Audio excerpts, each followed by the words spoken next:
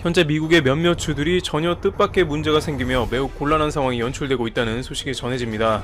게다가 이것은 잘못된 정보로 인해서 시작된 화장지 사재기로 인해서 파생된 문제라고 관계자들은 지적합니다. 캘리포니아주 수자원관리위원회는 최근 일부 지역의 하수처리 시설에 벌써 문제가 생기기 시작했다는 보고를 받은 뒤에 성명을 발표했습니다. 화장지를 구하지 못한 소비자들이 소독용 물티슈와 주방용 휴지 등을 대안으로 선택하면서 이것을 변기에 버리자 거대 하수도 시설이 막히거나 고장나는 문제가 발생하는 상황이 연출된 것입니다. 미국의 수자원관리위원회는 잔뜩 긴장해 있습니다. 이로 인해 하수도에 오수가 넘치기 시작하면 또 다른 보건 위기로 이어질 가능성이 있기 때문입니다. 게다가 미국 전국적으로 동시에 사재기가 일어난 결과로 오하이오주 북동부와 매사추세츠주 로런스, 사우스캐롤라이나의 찰스턴 지역에서도 문제가 속출합니다. 환경보호 당국에 따르면 물티슈 등은 일반 화장지와 달리 합성 물질로 만들어집니다.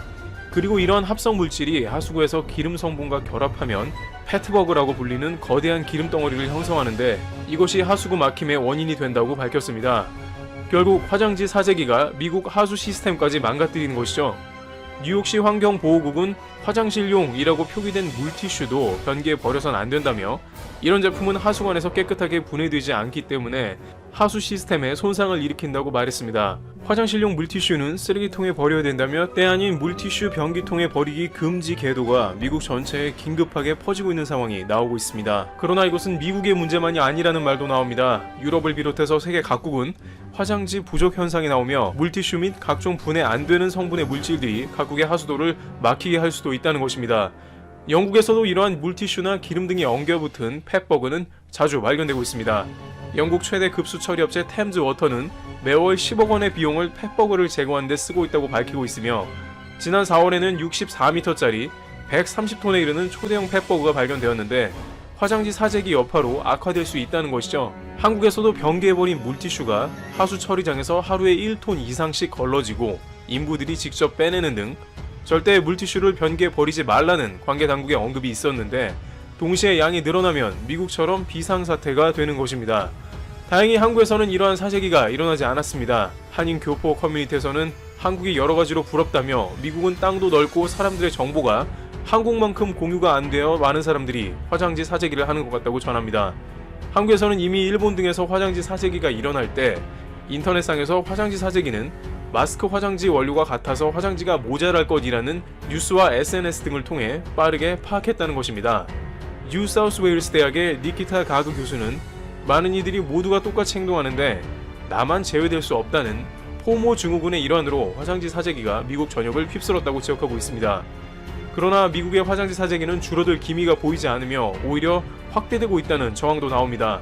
미 뉴포트 오레곤 경찰 당국은 페이스북을 통해서 최근 911에 화장지가 떨어졌다는 전화가 빗발치고 있다면서 화장지가 떨어졌다고 해서 긴급 전화를 하지 말아달라. 당국은 더 급한 업무가 많이 있다고 진화에 나섰습니다.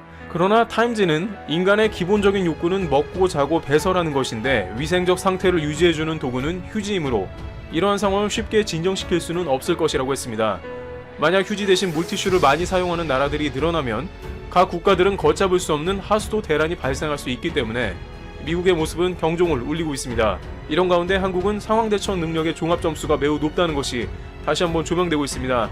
전반적으로 국민들은 상황에 대해서 당황하지 않고 침착하게 국가의 지침을 따르고 질서 정연하면서도 화장지 사재기와 같은 루머에도 흔들리지 않는 모습에 세계 각국은 부러움의 시선을 보내고 있는 것입니다. 미국 방송 NBC는 마스크를 사려고 줄을 선 한국인을 취재하며 아무런 동요도 없는 한국인들이 인상적이라고 언급했으며 영국 BBC는 이러한 상황을 대처하는 키는 대한민국이 쥐고 있는 것으로 파악된다며 극찬했습니다. 네티즌들은 한국인들조차 잘 몰랐던 국가 경쟁력이 이번 기회를 통해 제대로 나온 것 같다면서 많은 나라들이 아예 포기하는 모습을 보이거나 상황을 은폐하고 거짓 정보를 주고 있는 반면에 한국은 투명하고 빠른 속도로 전 세계에서 가장 뛰어난 위기 관리 능력을 보여주고 있다고 입을 모으고 있습니다. 미국 정치권이나 방송 매체에서 하루도 거르지 않고 등장하는 한국이 이제 전 세계의 부러움을 사고 있는 상황입니다. 테러튜브 여기서 마치겠습니다. 감사합니다. 이 코너를 통해 강력 추천드린 직후 800% 급등한 KMW, 300% 신풍제약, 200% 알서포트, 웰크론 그리고 치료제 원료 대박 터진다고 세주 내내 추천드렸던 파미셀, KH바텍, 비트컴퓨터 1000% HLB를 놓친 분들이라면 이 종목만큼은 무슨 일이 있어도 반드시 잡아두셔야 합니다. 지금 이 종목은 언론사는 물론이고 최고라고 자부하는 펀드 매니저들까지 잘 모르고 있는데, 이에 거대 큰 손 매집까지 끝난 신호가 나오고 있기 때문에 조만간 급등이 시작되면 솔직히 왜 올라가는지 이유조차 모르는 사람이 많을 것입니다. 종목 보안상 더 세부적인 이야기는 할 수 없지만 이 종목이 바로 터질 수밖에 없는 이유 몇 가지를 제시합니다. 오늘 종목, 삼성을 비롯한 애플, 구글 등 전세계 글로벌 기업들이 수십 년째 개발하고 있는 400조 시장에 관련 핵심 기술을 국내 최초로 개발하는 대변이 벌어지고 있습니다. 특히 이번 핵심 기술은 국내 경쟁사가 전무한 독보적인 기술이다 보니 삼성을 비롯한 해외 M사, A사 등 글로벌 기업들마저 제품 좀 달라고 아우성치며 갑을 관계까지 바꿔놓고 있고, 마진율은 무려 5배 넘게 솟구치고 있습니다. 단돈 5,000원짜리 종목에서 어찌 이런 실적이 가능할까 싶을 정도로 믿기지 않을 폭증세가 터지며 매출 5천억 돌파 확실시, 최대 1조 원까지 전망되고 있고, 영업이익은 400% 폭발, 순이익은 무려 1,600억 넘게 폭증하는 괴력을 보여주고 있습니다. 한마디로 동사와 비슷한 실적과 재료로 800% 급등한 KMW나 1000%의 이원 컴포텍과 견주어도 이 종목은 전혀 손색이 없습니다. 그런데 아직 놀라지 마십시오. 오늘 이 종목이 역대 최고로 크게 터질 수 있는 이유는 따로 있습니다. 바로 글로벌 기업들이 극비리에 진행하던 400조 사업에서 이 기업이 일본 경쟁사를 제치고 글로벌 S사, M사, SH사 수주를 독식해버리는 대사건을 터뜨렸는데요. 현재까지 계약된 수주 가시가 총액의 2배를 훌쩍 넘어가고 있고, 여기에 적용된 기술이 언택트 산업의 필수 기술이라는 것까지 알려지면서 자율주행, AI, 로봇 산업 디지털 경제 정책 드라이브와 삼성의 대규모 투자자가 본격화되고 있는 지금, 증권가가 발칵 뒤집어지고 있습니다. 긴 말 필요 없습니다. 요즘 제일 잘 나가는 숨은 언택트 관련 몇천 원대 핵심 기술주의 실적은 분기별 기록을 갈아치울 상황이다 보니 뒤늦게 눈치챈 기관과 국인이 딱 한 달 만에 100만 주를 매집하면서 블랙홀처럼 지분을 빨아들이고 있어 이제 주가 급등은 시간 문제로 보입니다. 정말 시간이 없습니다. KMW, 이원 컴포텍 때처럼 주포들의 엄청난 매집으로 물량이 시가 말라가는 긴박한 상황이니 이번 종목도 터지기 전에 물량부터 잡아두시고 꼭 부자 되세요. 경쟁사 전무, 천문학적 수주 폭발, 아래 번호로 확인할 수 있습니다.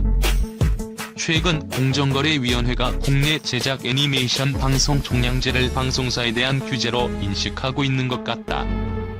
공정위가 해당 제도를 독점 규제 및 공정거래에 관한 법률 제3조 및 제63조에 따라 경쟁 제한적 규제 개선 추진 과제로 결정하여 방송통신위원회의 의견을 요청했다.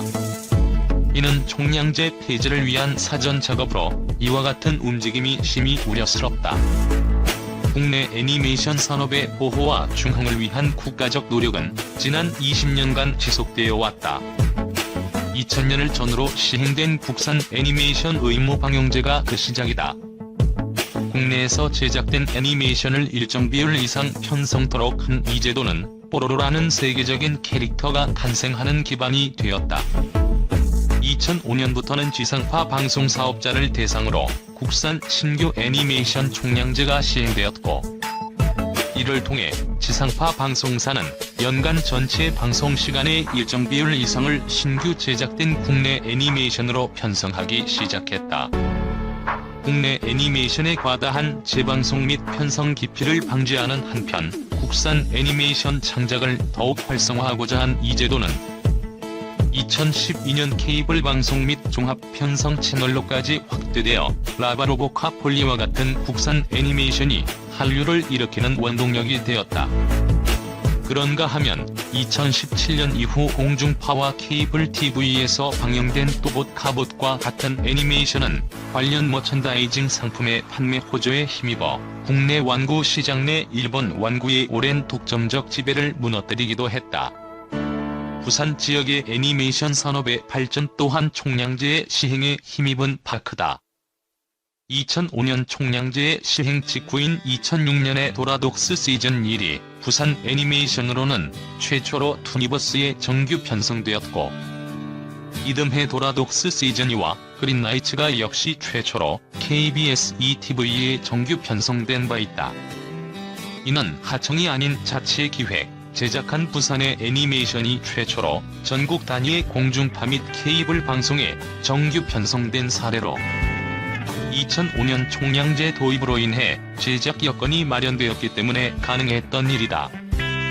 이후 2012년 독이 파라다이스, 2014년 외계가족 졸리 폴리 달그락 꼬마돌 도도, 2018년 내그구그, 2020년 동해 수호대 그리고 2022년 방영 예정인 스카이 서퍼 등 부산에서 TV용 애니메이션 시리즈가 꾸준히 제작될 수 있었던 것도 총량제 때문이다.